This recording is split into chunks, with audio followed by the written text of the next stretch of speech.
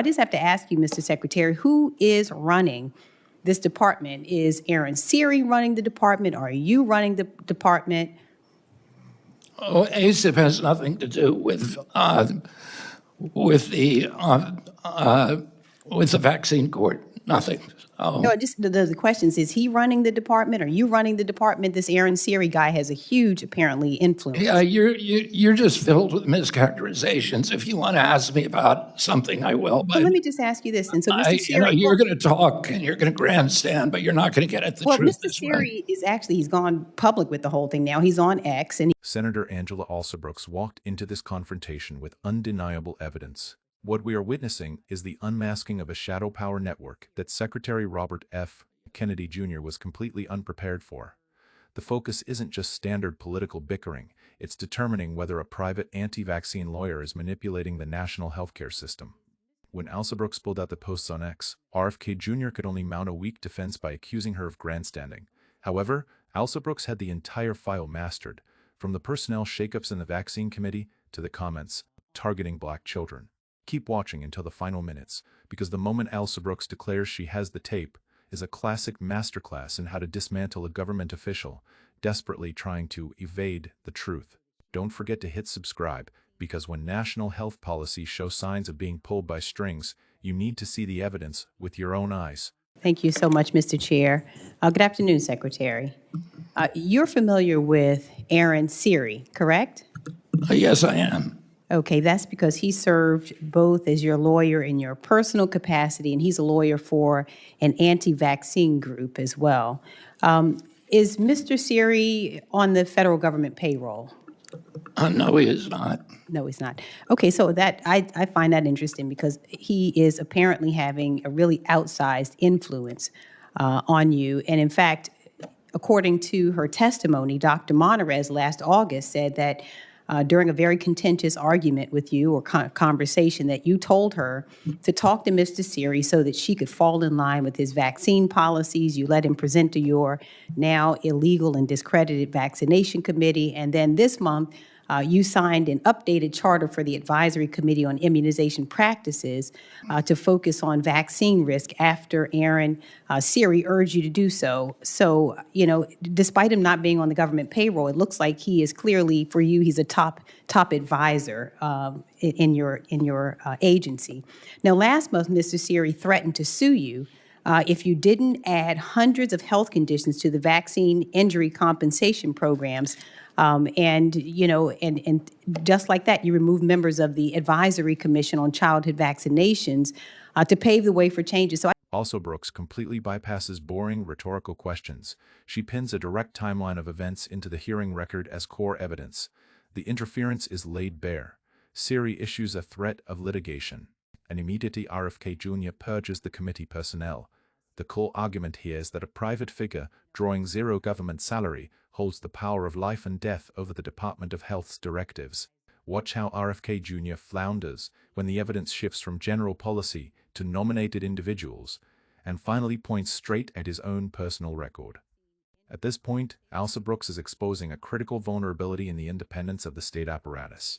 When a federal agency agrees to pivot its strategic goals from protecting public health to obsessing over vaccine risk solely due to pressure from an outsider, it is proof of a systemic collapse. RFK Jr. is unmasked not as a resolute leader, but as a puppet manipulated by legal maneuvers. For you, he's a top advisor in your agency. Now, last month, Mr. Siri threatened to sue you if you didn't add hundreds of health conditions to the vaccine injury compensation programs. And just like that, you removed members of the Advisory Commission on Childhood Vaccinations to pave the way for changes. The legal chokehold lies right here. Siri uses the threat of lawsuits to extort the Department of Health. Normally, a secretary would hand this over to the government's legal department to defend the agency. But how did RFK Jr. react? He outright dismissed sitting committee members to pave the way for Siri's demands. Alsobrooks' finishing question, who is running this department, goes far beyond a standard interrogation. It is an indictment.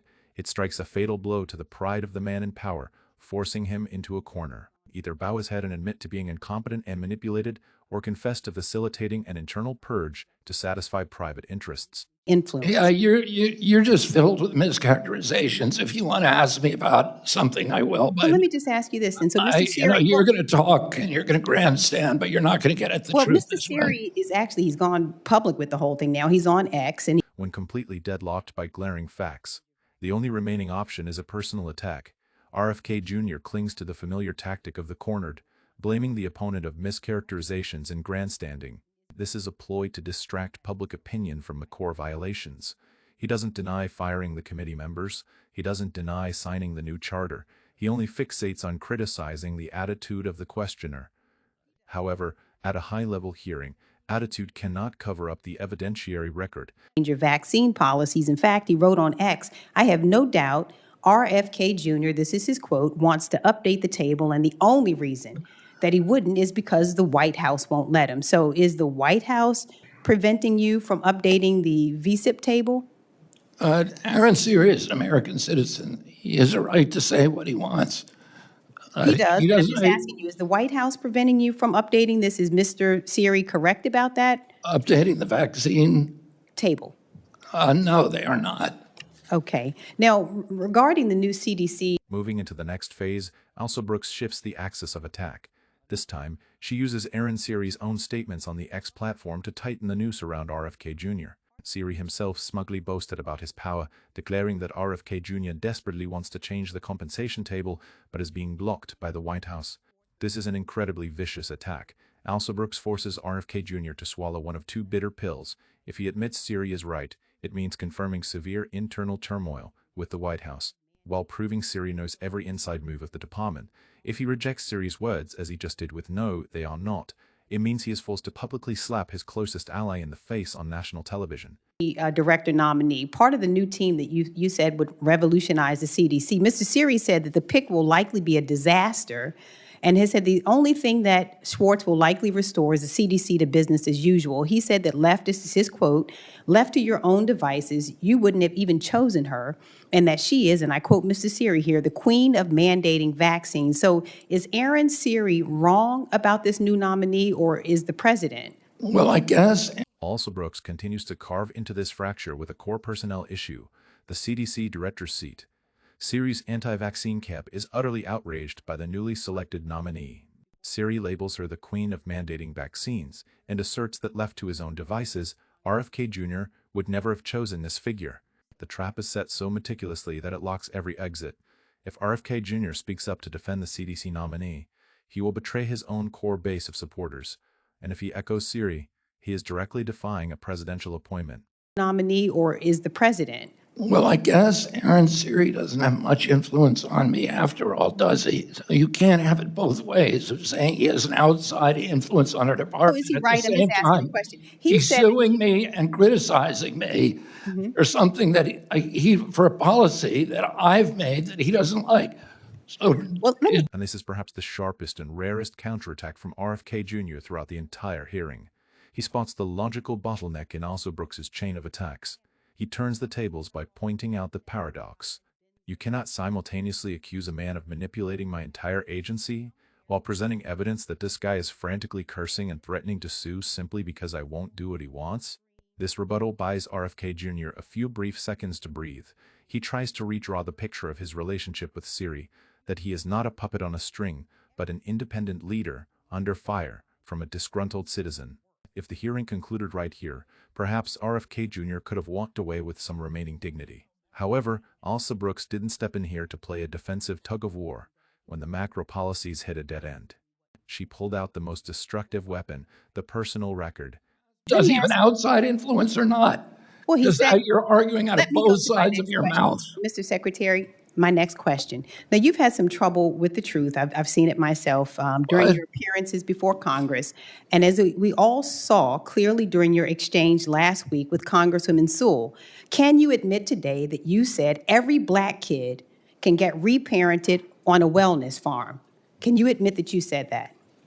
Didn't get reparented on a wellness. Well, let me read exactly what you said. You said every black kid is now just standard, put on Adderall, on SSRIs, benzos, which are known to induce violence, and those kids are going to have a chance to go somewhere and get reparented, to live in a community where there'll be no cell phones, no screens. you claimed, in fact, you went on to say, actually, the whole transcript was even worse. You said that if you could, you would send, quote, every black kid, again, your words, not mine, to go live on farms and work. Is that your, can I you? would have to. The pace of the confrontation suddenly accelerates. The focus is dragged from the power corridors of Washington straight down into the dark corners of the secretary's personal ideology. Alsobrooks no longer cares about the vaccine committee or the lawsuits. She strikes a direct blow at his character and extreme racist views. Pay close attention to Alsobrooks's phrasing. You've had some trouble with the truth. An opening that seems gentle but carries highly lethal damage before delivering the decisive strike. The exposed quote is a political and social disaster, proposing to uproot black children from their families, completely ban electronic devices, exile them to farms for reparenting and forced labor, is the ghost of the worst eras of oppression and segregation in American history. The dangerous nature of this statement doesn't just stop at racism. It is even more terrifying when uttered by the man holding the lifeblood of national health and child welfare programs. Can a nation entrust the health of millions of children to someone heavily burdened with an ideology of isolation and rehabilitation, targeted at a specific group of people? Hear that recording because Well, I have the recording. I have no memory of saying anything like that. Yeah, well, I actually have the recording that I can give to you, but it is absolutely what you said. And if you want me to play it, I can play But it. if you ask me what my opinion is, I do not believe that every black kid should be reparented. I have no memory of saying anything like that. This is the familiar life preserver of those standing in the dock, a classic legal sophistry, neither admitting nor denying, just creating a blank space in memory to dodge perjury. RFK Jr. clings to the hope that by challenging the original evidence, he can stall for time and squeeze through the narrow door of this humiliating moment. But he drastically underestimated Alsobrooks's preparation. I actually had the recording here. That is a devastating final blow, extinguishing all arguments instantly. Alsobrooks didn't come here with just empty written notes. She brought the sharpest physical evidence. The warning, if you want me to play it, I can play it, is an ultimatum, slamming shut every escape route for RFK Jr. at this point. The truth is no longer a vague concept to bicker over. It is a cold, hard audio file, ready to be blasted on the Senate speakers. On a wellness farm or whatever, and I have never believed that. Well, you said it, sir. I have the video here. In fact, I'm your telling own- you, I don't believe it. That's not my vision for our country. Well, or I'm for the glad black because it was community. ignorant to say, it was dangerous, and it was irresponsible. Well, if I said it, I apologize, but I'd have to see the transcript. Backed into a corner with no way to retreat and unable to argue stubbornly against a tape recording sitting right on the table, RFK Jr. is forced to surrender the white flag on his stance. He struggles to salvage his current image by declaring that it is not his belief or perspective, desperately trying to draw a clear line between what slipped out and what is truly believed. This wasn't just a debate, it was an autopsy of a corrupted system. Alsobrooks exposed the worst-case scenario: scientific committees purged by outside lawsuits, health policies hijacked by shadow lobbyists, and a cabinet secretary haunted by his own extremist past. Transparency isn't given, it's forced. When facing evasion, you don't just ask questions, you bring the receipts, lock down the exits, and drop the tape. So, who runs our national health apparatus now? Scientists or shadow lobbyists? Drop your thoughts below. Does hiding a dangerous past disqualify a leader?